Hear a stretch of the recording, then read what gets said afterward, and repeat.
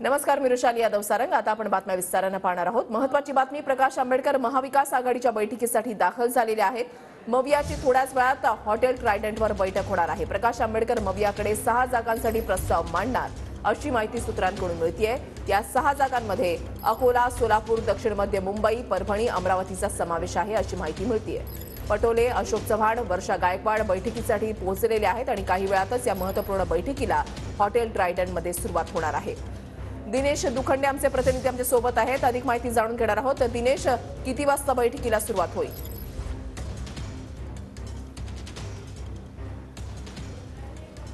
अखेर दीर्घ प्रतीक्षेनंतर वंचित बहुजन आघाडीचे सर्वेसेर्वा नेते प्रकाश आंबेडकर हे महाविकास आघाडीच्या बैठकीसाठी आज उपस्थित राहत आहेत। प्रकाश आंबेडकर हे नरिमन पॉइंट येथील ट्रायडेंट हॉटेलात पोहोचलेले आहेत। त्यांच्या पक्षाचे नेतेही त्यांच्या सोबत आहेत आणि पहिल्यांदा महाविकास आघाडीच्या बैठकीत ते अधिकृतपणे सहभागी होत आहेत, बैठकीला उपस्थित राहत आहेत। पण महाविकास आघाडीत ते स्वतः सहभागी होणार का, हा सगळ्यात महत्त्वाचा प्रश्न आहे। कारण त्यांच्या काही मागण्या आहेत।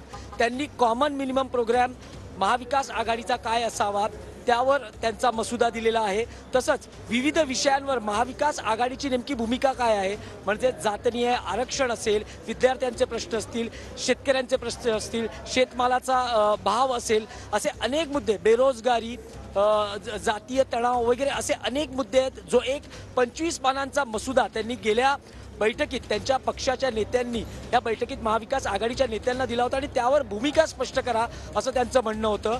जागा वाटपाच्या फॉर्म्युल्यावर नेमकं आज बैठकीत काय होतं, कारण महाविकास आघाडीच्या नेत्यांनी अनेकदा या बैठकीत वंचित बहुजन आघाडीच्या नेत्यांना म्हटलं होतं की तुमची जागांची किती जागांची मागणी आहे, कोणते मतदारसंघ तुम्हाला हवेत हे स्पष्ट करा, पण त्यावर काही उत्तर नव्हतं। त्यांचं म्हणणं होतं कॉमन मिनिमम प्रोग्राम आणि ज्या आम्ही भूमिका तुमच्याकडे अपेक्षित आहेत, ज्या मागितल्या आहेत, त्यावर तुमचं मत काय आहे। त्यामुळे त्या बैठकीत जागा वाटपांवर चर्चा झाली नव्हती। पण वंचितची आग्रही मागणी आहे, त्यांना 10 ते 12 जागा सोडण्यात याव्यात।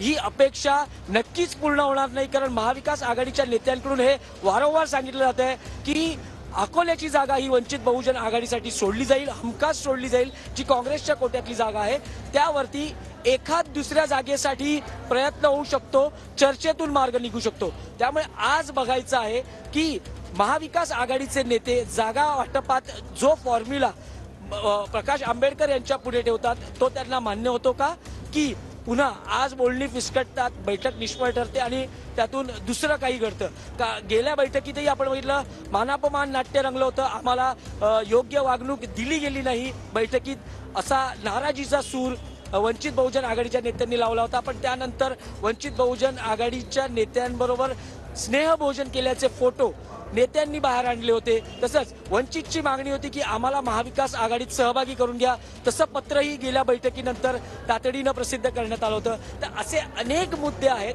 पण आज प्रकाश आंबेडकर नेमकी काय भूमिका घेतात याकडे लक्ष असेल। पण ते आणि त्यांच्या पक्षाचे नेते वारंवार सांगतायत की आम्हाला भाजपचा आणि RSSचा पराभव करायचा आहे, त्यामुळे एकत्रित काही मार्ग निघणं आवश्यक आहे। पण जागा वाटपावर काही तोडगा निघतो का हे पाहणं अत्यंत महत्त्वाचं असणार आहे।